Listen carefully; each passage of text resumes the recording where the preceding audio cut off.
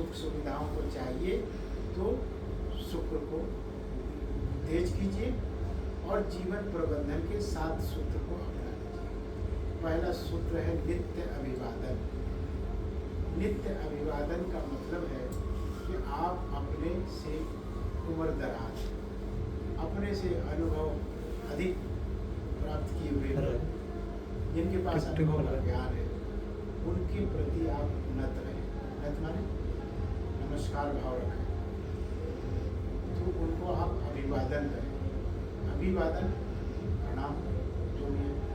अगर आप ये करने की इच्छा रखते हैं, इसमें आप माता पिता का अभिवादन करें। क्या? गुरु का अभिवादन करें, पृथ्वी का अभिवादन करें, गौ माता का अभिवादन करें, गंगा का, गीता का, गायत्री का, गौरी का अभिवादन करें। जिनका समझ में आता है, इसमें कोई जाति नहीं, कोई धर्म नहीं, कोई बात नहीं, जो तुमको समझ में आता है सो करो। तुम जिस मत मतांतर को मानते हो सबको करो। लेकिन जीवन प्रबंधन के यही 7 सूत्र हैं। उन 7 सूत्रों में पहला सूत्र आता है अभिवादन। क्या?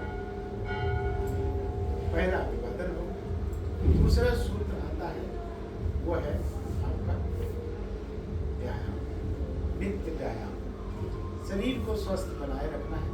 आप देखते हैं जानवर भी जब उठता है तो वो एक अंगड़ाई लेता है। अंगड़ाई लेना ही एक पर्याप्त व्यायाम है। अब मनुष्य जो है थोड़ा कम लेता है। क्या? इसलिए आप व्यायाम, नित्य व्यायाम, थोड़ा बहुत व्यायाम जरूर कीजिए। तो नित्य व्यायाम उस शरीर को स्वस्थ रखने के लिए नित्य व्यायाम आवश्यक है। क्या हुआ? 2 हो गया, पकड़ लिया। तीसरा है नित्य तर्पण।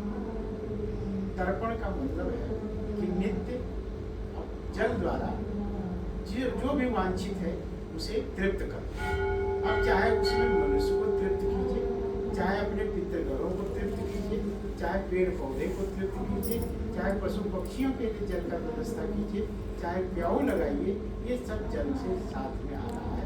इसके लिए कोई जरूरी नहीं कि पंडित बैठेगा, कुछ लेगा और बाद में बोलेगा कि तर्पयामी और फलाना तर्पयामी, तो वो बात होगी तो वही तर्पण होगा। तर्पण का तात्पर्य है जल से तृप्त करना। वो चाहे जैसे संभव हो आप कीजिए, अर्घ दीजिए, जल दीजिए, लोटा दीजिए, जो मर्जी कीजिए वो कीजिए। तीसरा नित्य तर्पण। अब आ गया चौथा नित्य बलि।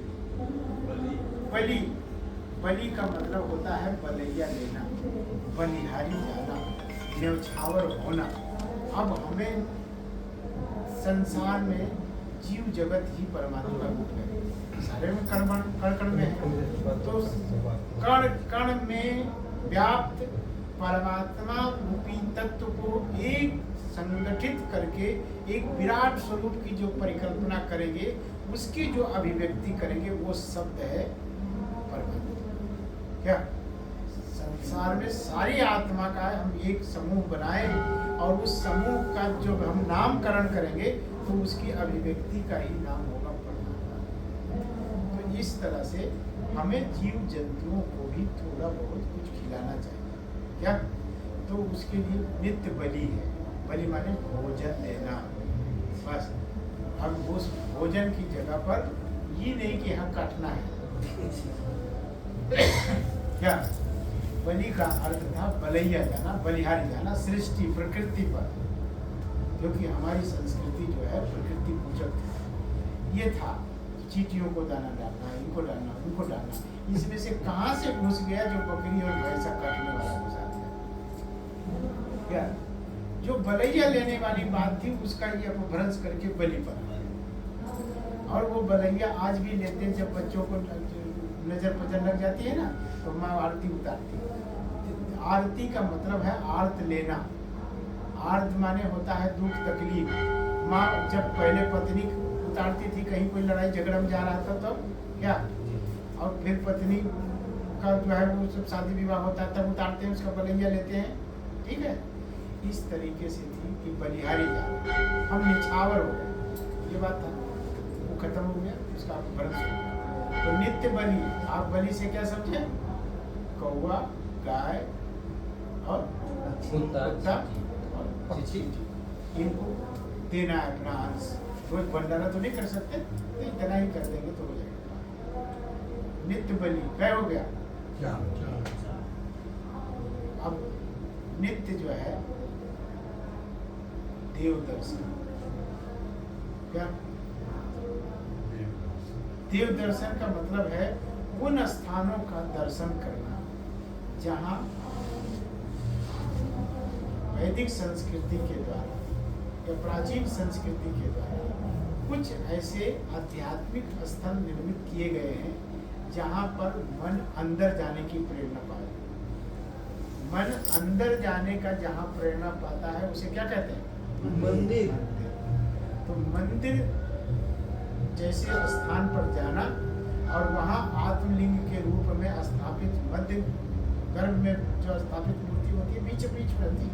क्या शिवलिंग देखते हैं ना बीचों बीच में अंकुश प्रमाण की भांति आत्मा है हमारे शरीर में और उस आत्मा का कितना है? 20 ग्राम। ठीक, एक जिंदा आदमी को नापा जाए तौला जाए और उसी क्षण वो मर जाए तो तौला जाए तो 20 ग्राम का होता है। और वो इस दाहिने नेत्र से और कानों के बीच में 3 अंगुल बीच में यहाँ पर वो अंदर में निवास करती है। आत्मा का यही वो स्थान है। समझ में आया? ये नहीं कि सब जगह यहीं से वो स्थान में रह करके और वो पूरे आभा मंडल बनाती है 12 अंगुल का। इसीलिए 12 अंगुल का आभा मंडल बनाती, 13वां में खुद रहती है, इसलिए उसको 13 ही कहते हैं। जब आदमी मरता है तो 13 दिन लगाता है उसके लिए, क्योंकि वो मरता है एक रोज में नहीं मरता। प्राण अपान व्यान मुदान समान ये सारे प्राण जो निकलते हैं उसके शरीर से कृकल नाग देवदत्त और धनंजय ये सारे को निकलने में लग जाते हैं 3 दिन और उनका आधा मरा हुआ आदमी को हम जला देते हैं क्या? तो इसी तरीके से फिर उसके पूरे सूक्ष्म अस्तित्व का विनाश तब होता है जब एक सार हो जाता है। इसलिए बरसी करते हैं क्या प्रक्रिया है उसके पीछे महापुरुषों का बड़ा विज्ञान। तो कौन सा नंबर हुआ आपका? क्या हुआ? 5 कौन सा? मंदिर जाने का देव दर्शन। अब आ गया थोड़ा बहुत खा पी करके अब क्या कीजिएगा? रेस्ट कीजिएगा। तो कुछ स्वाध्याय, कुछ पूर्वजों की गाथा, कुछ संस्कृति नैतिकता की शिक्षा देने वाली पुस्तकें, कुछ देश दुनिया के विषय में खबरें ताकि वो आपको जागरूक रखें। तो नित्य स्वाध्याय। अब कौन समझा? नित्य संपर्क। संपर्क का मतलब है कि आदमी से कनेक्ट हो। हर आदमी से कनेक्ट रहेंगे तो कुछ हफ्ता दुविधा के समय आदमी 10 तो मिल जाएगा आपको। अब किसी से आप मिलना छोड़ दीजिएगा तो वो भी तो धीरे धीरे दुकान खत्म। अगर आपको जीवन में सुखी रहना है तो नित्य संपर्क बनाए रखिएगा तो आपको बड़े अच्छे अच्छे काम भी मिल सकते हैं। आपको कोई सहयोग भी समय पर कर सकता है। और अगर मिलवे नहीं कीजिएगा किसी से तो क्या मिलेगा? इसलिए आपके जीवन के प्रबंधन का ये 7 सूत्र और पहला तो बड़ा भयानक है क्या? जिसमें हाँ उसमें प्लानिंग करना